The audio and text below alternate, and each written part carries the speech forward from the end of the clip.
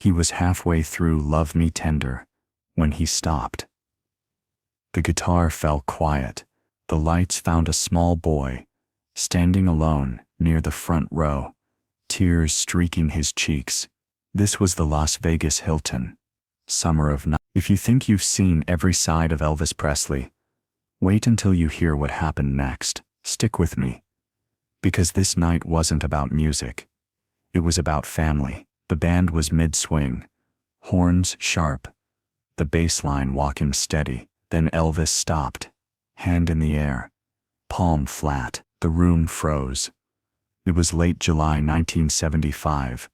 Las Vegas Hilton showroom. 2,000 people crammed into red velvet seats, cigarette smoke curling under the spotlights. Somewhere between verse and chorus, movement caught his eye at the edge of the stage. A boy, no taller than the microphone stand base, maybe 7 years old. He stood just past the footlights, sneakers scuffed, a cardboard sign pressed tight to his chest, thick black marker letters. Find my mom. His small shoulders rose and fell too fast. The white glow of the spotlight revealed thin plastic tubing looped over his ears, an oxygen line trailing down to a portable tank. The silver canister caught the stage lights like chrome. Security stepped forward, but hesitated. This wasn't a rush from an overexcited fan. This was different. Elvis's left boot slid forward, toe tapping once, twice on the edge of the riser. His gaze never left the boy. He lifted his right hand, 2 fingers curled slightly, and the TCB band's guitars and keys fell silent. The hiss of the amps filled the room. Somewhere in the back, an ice cube cracked in a glass. People started whispering in low waves. What was happening? Was this part of the act? Elvis stepped down. The gold trim on his white jumpsuit flashed as his boots hit the black painted step. The boy didn't flinch, just clutched his sign tighter. Heat rolled off the stage lamps, mixing with the stale tobacco smell drifting from the high-backed booths. You could hear the faint rustle of programs in nervous hands. Elvis crouched until they were eye level. From the audience, it looked like the king of rock and roll was bowing to a child. His mouth moved, just a few words too quiet for the crowd to catch. The boy's lips parted, answering with a shaky nod. Elvis leaned in closer. We still don't know exactly what was said in that first moment. Witnesses recall Elvis's tone gentle, almost like he was talking to his own daughter. Whatever it was, the boy's shoulders lowered, just a fraction. His grip on the sign eased. Elvis glanced over his shoulder at the first row, scanning faces, as if searching for someone. Then his eyes came back to the boy. He put one hand on the kid's shoulder, steady, reassuring, the kind of touch that says, "You're safe now." Security lingered at the side, unsure if they should step in. Elvis didn't wave them forward. He didn't wave them away either, just stayed there. From a table near the stage, someone snapped a photo, the flash bursting against sequins and spotlight dust. The audience leaned forward as one, elbows on tables, drinks forgotten. Then Elvis spoke again. Whatever he said made the boy look straight into his eye. And in the next breath, Elvis reached down and did something that no one in that showroom was expecting. Elvis didn't stand up right away. The music was still silent, the air heavy with expectation. He leaned in, close enough for the boy to hear him over the hum of the amp. "Hey, you lost little Nan?" The boy's hands trembled. His eyes darted between Elvis's face and the crowd beyond the stage lights. Witnesses recall he gave the smallest nod, almost like agreeing might make it real. The Hilton showroom was built for spectacle. Walls lined with gold trim, ceilings low enough to hold in the heat and sound. Tonight it held something else. Stillness. Even the waiters, trays in hand, had stopped moving. Elvis glanced toward the back of the room. "Where's your mom?" The boy's answer was too soft for the audience to hear, but Elvis's expression told them enough. Security edged closer, one in a dark suit whispering into a lapel mic. Elvis held up a flat palm. "Not yet." From the third row, a woman stood suddenly, hand over her mouth. Her eyes were wide, locked on the boy. Then she turned and pushed toward the side aisle, vanishing into the crowd. Who was she? The boy didn't react.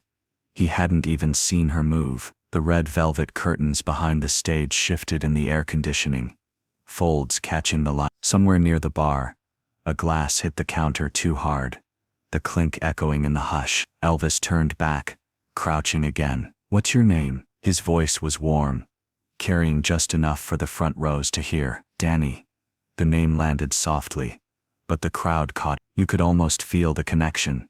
2,000 strangers knowing this boy's name. Elvis stood, keeping Danny's small hand in his. Instead of guiding him toward the steps at stage right where staff waited, he turned left, toward the center of the stage, toward the spotlight. A few gasps scattered through the room. This wasn't protocol. Lost children were usually taken quietly to security. Danny looked up uncertain. Elvis smiled down, giving his hand a gentle squeeze. "Come on, partner." The house lights dimmed further, isolating the two of them in a white gold halo. Elvis moved at a slow, deliberate pace, boots scuffing softly against the stage floor, Danny's sneakers squeaking one. According to multiple audience members interviewed years later, you could hear sniffles starting in the back rows. Some said it was the sight of Danny's oxygen line catching the light. Others swore it was the look on Elvis's face.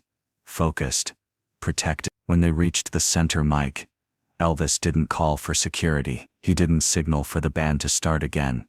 Instead, he bent down, whispered something in Danny's ear, and the next thing he did brought the entire crowd to its feet. The crowd leaned forward as Elvis straightened up, his hand still around Danny's. Then, without warning, he reached for the mic stand and lowered it to the boy's height.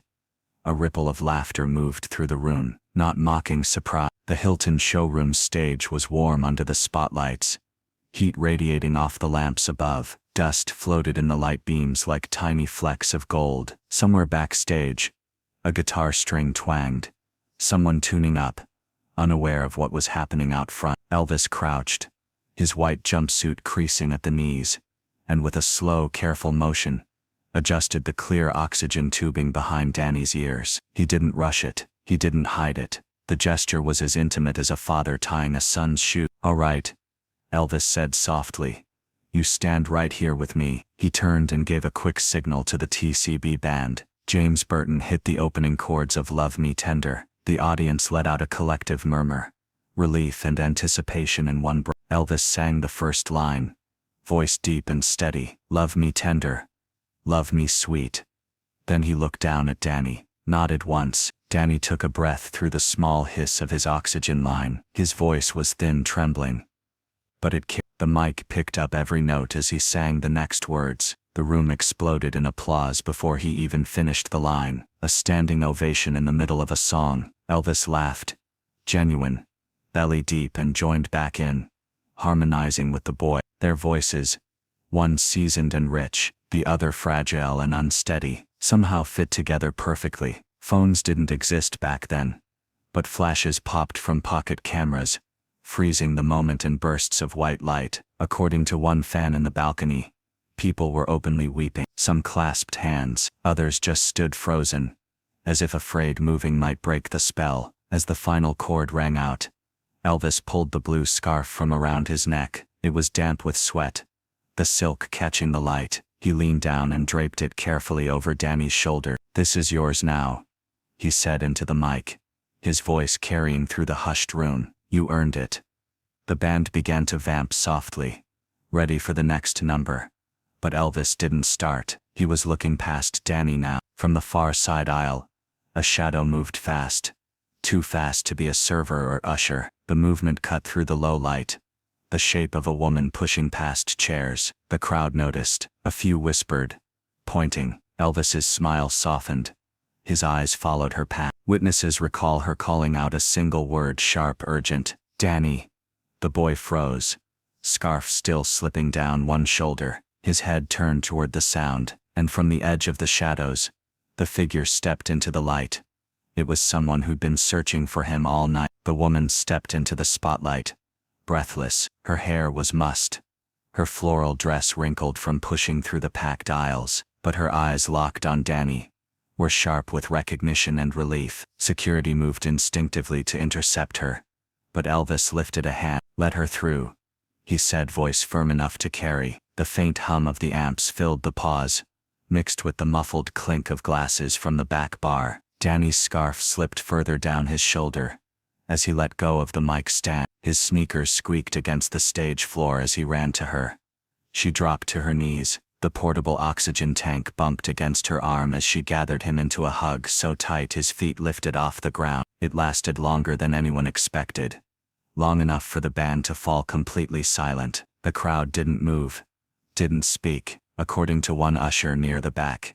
You could hear the faint click of a camera shutter over the sniffles in the audience. When she finally pulled back, she cupped his face, brushing away tears with both hands. Danny's eyes darted up to her, then to Elvis, as if to say, "Look who found me." Some say she whispered, "Thank you," before she even stood. Others swear she couldn't speak at all, just nodded, holding Danny's hand so tightly her knuckles went white. Elvis stepped forward, placing one palm gently on Danny's head. He leaned toward the mic, voice warm and playful. "Folks, this little man's got the biggest heart in Vegas tonight." The audience erupted.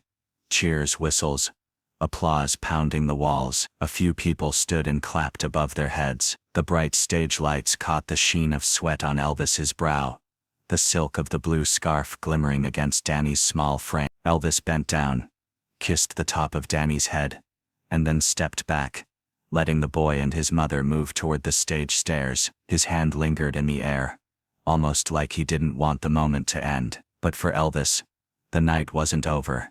Not by a long shot. As the crowd settled and the band prepared to start again, Elvis turned sharply toward stage left. He caught his tour manager's eye and leaned in, whispering something that made the man's face change instantly. Without hesitation, the manager bolted toward the backstage area. What Elvis had in mind would make sure Danny remembered this night for the rest of his life. The Hilton's backstage corridor smelled faintly of hairspray and warm electrical cables. Danny's small hand was wrapped tight in his mother's.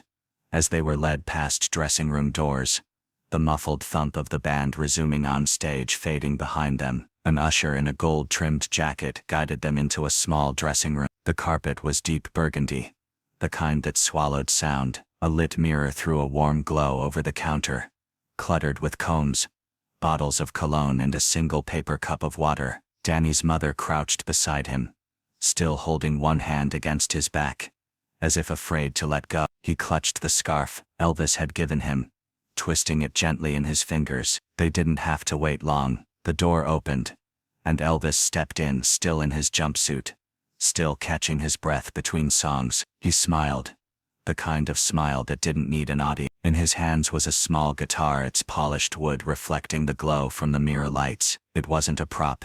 It was the kind of miniature instrument reserved for VIP kids or family friends. Elvis knelt so they were eye level. "Thought you might need one of these," he said, handing the guitar over carefully as if it were glass. Danny's hands hovered for a second before taking it. His mother's eyes shimmered. Elvis pulled a black marker from his pocket. In bold strokes he signed his name across the light wood. Then, looking right at Danny, "Next time you get lost, make sure it's near a stage." The line drew a laugh from his mother, the first real laugh since she'd found him. The faint sound of the band filtered in from beyond the thick curtain, drums snapping, bass rumbling. A stagehand peeked in, giving Elvis a subtle nod. 2 minutes until he needed to be back under the lights. Elvis opened the guitar's small case and placed something inside. A stiff, cream-colored ticket. "Front row pass," he said, tapping it once. "Good for any time I'm in town." Danny's fingers traced the printed letters, as though memorizing them. For a moment, no one spoke. The hum of the dressing room's fluorescent light filled the silence. Elvis ruffled Danny's hair, then stood, glancing toward the door. "All right, I've got to get back out there," he said, adjusting his belt. "But you two enjoy the rest of your night." As the door closed behind him, Danny's mother turned the guitar in her hands, running a thumb over the fresh signature. Neither of them knew that this wouldn't be the last gift, because 1 week later, the Presley estate would send something else, something that would mean even more. 1 week later, a small cardboard box appeared on Danny's doorstep. No return address, just a Las Vegas postmark in bold black ink. It was a cool morning in their hometown, the kind where the air smelled faintly of wet grass. Danny's mother carried the box inside.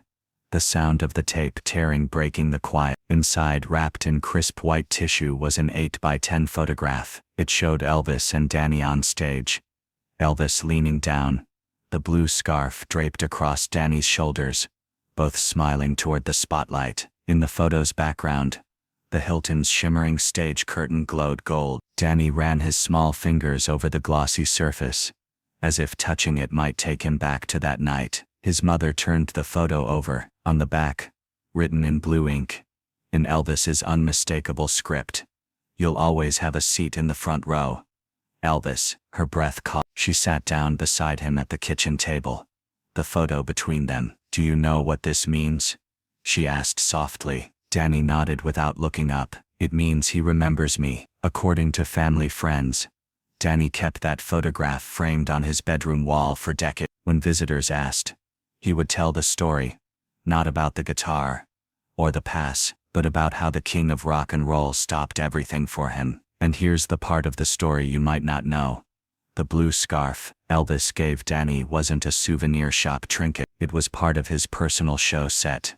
Scarves he wore on stage, often given only to women in the front row. Fans collected them like treasures. Today, that scarf is sealed in a glass shadow box in Danny's hometown. The silk has faded slightly, but the sweat-darkened edges remain, frozen in time. When asked years later why that night mattered so much, Danny's mother told a local paper, "Because he saw him, not as a fan, not as a prop for the show, but as a little boy who was scared and needed someone to notice." The guitar still sits in its case. The front row pass, never used, is tucked inside. The box has yellowed with age, but the ticket's ink is as sharp as the day Elvis placed it there. For Danny, it was never about the item. It was about a moment when 2,000 strangers, a band mid-song and a superstar at the height of his career, all paused for him. People who were in that audience still talk about it. They describe the room going so quiet you could hear the whir of the stage fan. They remember the wave of applause after Danny sang,